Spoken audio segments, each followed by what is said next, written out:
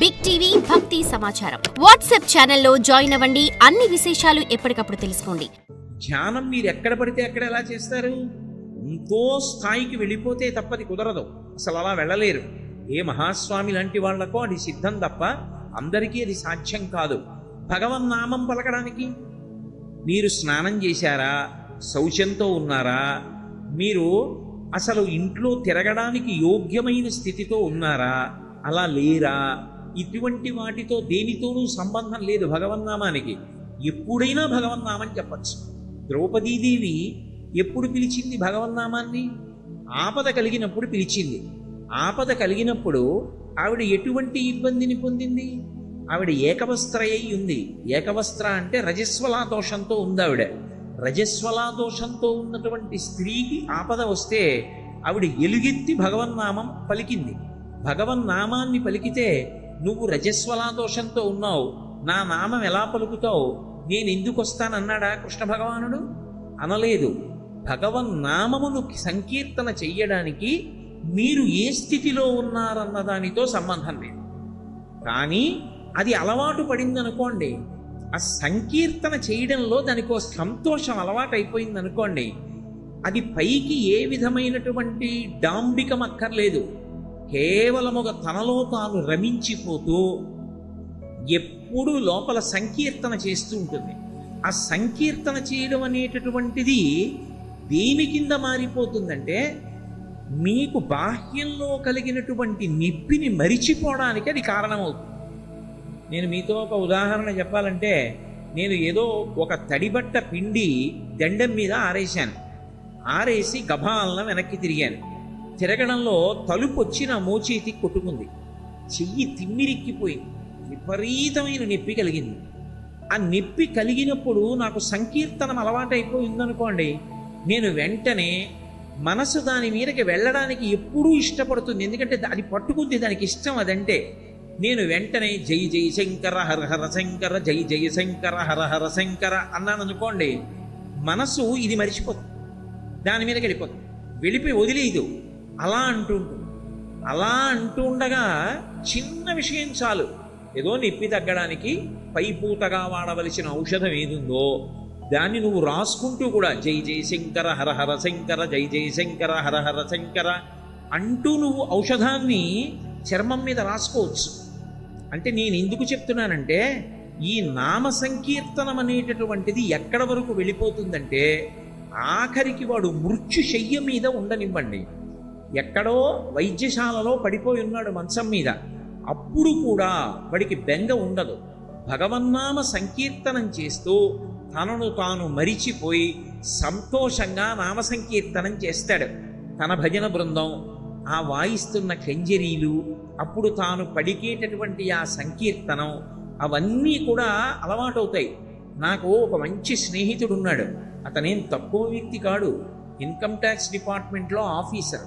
కానీ అతను ఒక భజన బృందం దగ్గర కూర్చుని చిడతలు చేత్తో పట్టుకుని వాయించడం మొదలుపెట్టాడంటే, నామ సంకీర్తనం ఎలా అవుతోందో అలాగే వాయిస్తాడు, అంత అందంగా వాయిస్తాడు.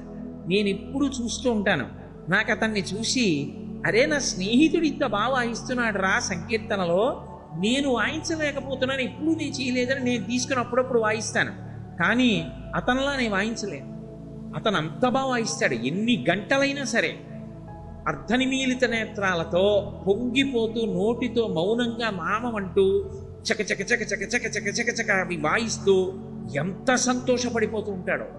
చాలు, అతను పొందిన స్థితి నేను పొందలేకపోయాను. అందుకే నామాన్ని నామంగా ప్రచారం చేయలేదు పెద్దలు. ఈ దేశంలో నామ సంకీర్తనకి ప్రప్రథముడు ఎవరు అంటే, నిజానికి వంగదేశంలో జన్మించినటువంటి గీత గోవిందకర్త అయినటువంటి జయదేవుడు. జయదేవుడు ఒళ్ళు మరిచి సంకీర్తన చేసేవాడు. ఆయన సంకీర్తన చేస్తుంటే ఆయన భార్య పేరు పద్మావతి. ఆవిడ ఆయన చేస్తున్నటువంటి సంకీర్తన ఏ చరణం తర్వాత ఏ చరణం వస్తుందో తెలియదు, ఆయన ఆసువుగా పాడతాడు. ఆయన ఆసువుగా పాడుతుంటే ఆ పాడుతున్నటువంటి సమయంలో ఆవిడ పరమ సంతోషంగా తన పాదాలు కదిపి నర్తన చేస్తుండేది. ఆ వస్తున్న చరణం తెలియదు మనకి. ముందే పాడిన పాట అనుకోండి, పాటలో చరణాలు తెలుసు అనుకోండి, తర్వాత చరణం ఇలా ఉంటుంది అని భంగిమ పట్టి పాదాలు కదుపుతారు. జయదేవుడు ఏం పాడతాడో ఆవిడికి తెలీదు, కానీ జయదేవుడి పాట వింటూ ఆయన మాటలకి అనుగుణంగా పాదాలు కదిపేది, కదుపుతూ నృత్యం చేస్తుండేది. నృత్యం చేస్తుంటే ఆవిడ చరణ విన్యాసమునందు ఎక్కడా దోషం రాకుండా బాలకృష్ణుడు ఎప్పుడూ ఆవిడ పాదాల దగ్గర నిలబడి తన అనుగ్రహం చేత ఆవిడ పాద విన్యాసం తప్పకుండా కాపాడుతుండేవాడు. అందుకే జయదేవుడి గీత గోవిందంలో కృష్ణ భగవాను ఏమని పిలుస్తారంటే పద్మావతి చరణచారణ చక్రవర్తి అని పిలుస్తారు. పద్మావతి చరణచారణ చక్రవర్తి జయదేవుడు కాడు, బాలకృష్ణుడు. అది అక్కడ పుట్టింది. దక్షిణ దేశంలో ఈ సంకీర్తన యజ్ఞాన్ని విశేషంగా ప్రచారం చేసిన మహాపురుషులు బోధేంద్ర స్వాముల వారు. కంచికామకోటి పీఠాధిపత్యం వహించినటువంటి మహాపురుషులు, ప్రాతస్మరణీయులు, నిత్యస్మరణీయులు. చంద్రశేఖరేంద్ర సరస్వతి మహాస్వామి వారు కూడా బోధేంద్ర స్వామి వారి గురించి ప్రత్యేకంగా మాట్లాడుతుండేవారు. వారు ఈ సంకీర్తన యజ్ఞాన్ని అత్యద్భుతంగా నిర్వహిస్తూ ఉండేవారు. అసలు మీకు నేను ఒక మాట చెప్పాలంటే, ఒక పద్ధతి ప్రకారం రమించి భజన చెయ్యగలిగినటువంటి బృందం మీకు కనపడితే అసలు అటువంటి చోట దినదినాభివృద్ధి ఎలా ఉంటుంది అన్నది మీరు చూడొచ్చు. ఒకప్పుడు పశ్చిమ గోదావరి జిల్లాలో పెదముక్తివి గ్రామంలో లక్ష్మణ యతీంద్రులని ఒక మహానుభావుడు ఉండేవారు. వారికి ఈ సంకీర్తన అంటే చాలా ఇష్టం. వారు సంకీర్తన చేయిస్తున్నటువంటి రోజుల్లో, ఇప్పుడు ఆ తల్లి ఉన్నారా, ఎక్కడ ఉన్నారు, వారి క్షేమ సమాచారాల గురించి నాకు తెలియదు, కానీ ఏలూరులో ఒక లబ్ధప్రతిష్టమైనటువంటి కళాశాలలో అధ్యాపకురాలిగా పనిచేస్తున్నటువంటి ఒక ఆవిడ లెక్చరర్. ఆవిడ అక్కడ భజన జరుగుతుంటే ఆవిడ నృత్యం చేసేవారు. నేను అలా అనకూడదు, కానీ ఆవిడది చాలా స్థూలకాయం, కానీ ఆవిడ పరమ సంతోషంతో అసలు నృత్యం చేస్తుండేవారు. అసలు ఈవిడ ఇలా ఒళ్ళు మరిచిపోయి ఇంత శరీరంతో ఈవిడ నృత్యం ఎలా చేస్తున్నారనిపించేది. ఆ భజన, ఆ నృత్యం చూసి ఒక గంట సేపు మీరు ఇంటికి వెళ్ళిపోయారనుకోండి, మీ మనసు అంత తొందరగా ఇతర విషయముల ఎందుకు ప్రవర్తించదు. అది మనసు మీద ముద్ర పడిపోతుంది. ఆవిడ పట్టే భంగిమలు, ఆవిడ నృత్యం పరవశించి వీళ్ళు చేసేటటువంటి సంకీర్తన, ఇవి మనసు మీద కదులుతుంటే మీకు తెలియకుండానే మీకు ఎప్పుడూ ఆ భగవన్నామం నోట్లో సంకీర్తన చేస్తూనే ఉంటారు. అవి ఎంత సంకీర్తన మీకు అలవాటైపోతుందో, అలా ఎన్ని సంకీర్తనలు మీరు చెయ్యగలరో అవి ఆయా సమయముల యందు జ్ఞాపకం వచ్చాయనుకోండి, దానికి ఏ విధమైనటువంటి పరిమితులు ఉండవు. మీకు నేను ఒక మాట చెప్పాలంటే, ఏదో మనందరం కలిసి నైమిషారణ్యం పెడుతున్నాం అనుకోండి, నైమిషారణ్యంలో ఓ 4 భాగవతంలో పద్యాలు నాకు జ్ఞాపకం వచ్చి ఆ 4 పద్యాలలో వైభవం నేను చెప్దాం అనుకున్నాను అనుకోండి, అది సాధ్యం కాదు.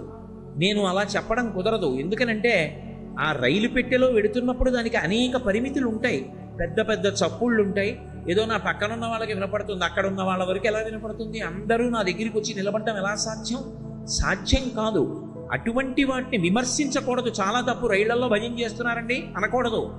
సంకీర్తన అనేటటువంటి దానికి పరిమితి లేదు. ఎక్కడైనా సంకీర్తన జరగవలసింది. వాళ్ళు ఒళ్ళు మరిచిపోయి పరమ సంతోషంతో సంకీర్తన చేద్దాం అనుకున్నారనుకోండి, ఆ పెట్టెలో ఉన్న వాళ్ళందరూ యాత్రకు ఎడుతున్న వాళ్ళే, వాళ్ళందరూ కలిసి సంతోషంగా భగవన్నామం సంకీర్తన చేస్తున్నారనుకోండి, అందరూ ఒకచోటే కూర్చోక్కర్లేదు. అందరూ పెట్టెలో వేరు వేరు స్థానాల్లో కూర్చున్నా అందరికీ అలా పాడడం అలవాటు కాబట్టి అందరూ కలిసి అఖిలాండేశ్వరి అంబ పరమేశ్వరి అఖిలాండేశ్వరి ఆదిపరాశక్తి పాలయమాం అని భజన చెయ్యాలనుకుంటే అందరూ ఎక్కడ కూర్చున్నా చేసేస్తారంతే. ఎంత సంతోషంగా ఉంటుందో తెలియని వాడికి కూడా అక్కడ కూర్చుంటే మనస్సు ఎంతో ప్రశాంతంగా, ఎంతో సంతోషంగా అనిపిస్తుంది. అందుకే ఈ భగవన్నామ సంకీర్తన మనకు కలియుగంలో విశేషమైనటువంటి ప్రాధాన్యత ఉన్నది. అందుకే భగవంతుడికి పల్లకీ మోయడం ఎలాగో భగవన్నామ సంకీర్తన చేయడం అలా. పల్లకీ పట్టుకోవాలనుకోండి, ఒక్కడే ఉంటే పల్లకీ పట్టుకోలేడు. భగవన్నామ సంకీర్తన చెయ్యాలనుకోండి, ఒక్కడే ఉంటే చేయడం అంత తేలిక కాదు. 10 మంది కూడారనుకోండి, భగవన్నామ సంకీర్తనం చేయడంలో చాలా సంతోషం. అలా కాకుండా కేవలం నామం అన్నాను అనుకోండి, దానికి కొన్ని పరిమితులు వచ్చేస్తాయి. ఏదో 10 మందిని పిలిచి మీరందరూ విష్ణు సహస్రం చదవండి అన్నాను అనుకోండి, ఆవలించేవాడు ఆవలిస్తూ ఉంటాడు, ఏదో చదివేవాడు చదువుతూ ఉంటాడు, దాని మీద దృష్టి ఉంటే ఉంటుంది, లేకపోతే లేదు. ఓడు చదువుతూ ఉంటాడు, ఓడు పుస్తకం చూస్తూ ఉంటాడు, ఓడు ఓ శ్లోకం చదువుతాడు, 2వ శ్లోకం నాకు రాదని ఊరుకుంటాడు, ఒకడు ఏటికి ఎగసన్నాలు ఆగుతాడు, ఒకడు ఏటికి దిగసన్నాలు ఆగుతాడు. శ్రీమాత శ్రీ మహారాజ్ఞి శ్రీమత్సింహ అసనేశ్వరి అని నేను అనేటప్పటికీ ఇంకోడు అప్పుడే శివశక్తిరూపిణి లలితాంబిక వెళ్ళిపోతాడు. ఒకడు ఓలా చదువుతాడు, ఓలా చదువుతాడు. ఓ అరగంట అయ్యేటప్పటికీ అసలు అందులో ఏ శ్లోకం ఎవడు చదువుతున్నాడో తెలియదు. అదో విచిత్రమైన ధ్వని బయలుదేరు. చాలా చోట్ల మీరు చూడండి, సహస్రనామం చదువుతున్నారంటారు 5 నిమిషాలు. 5 నిమిషాల తర్వాత అసలు ఎవడు ఏ శ్లోకం చదువుతున్నాడో ఏమీ అర్థం కాదు. అదో పెద్ద అల్లరి కింద ఉంటుంది. అదే భగవన్నామ సంకీర్తన మొదలుపెట్టండి, అటు ఇటు వెళ్ళిపోయిన వాళ్ళు కూడా ఎవరి ప్రమేయం లేకుండా గాడిలో పడిపోయి అందరూ ఏకకంఠంతో చేస్తారు. అప్పుడు రోమాంచితమై ఎంత సంతోషంగా ఉంటుంది. కలియుగంలో భగవన్నామ సంకీర్తన మనకు అంత ప్రాధాన్యత ఉంది. For more videos like this, subscribe Big TV channel.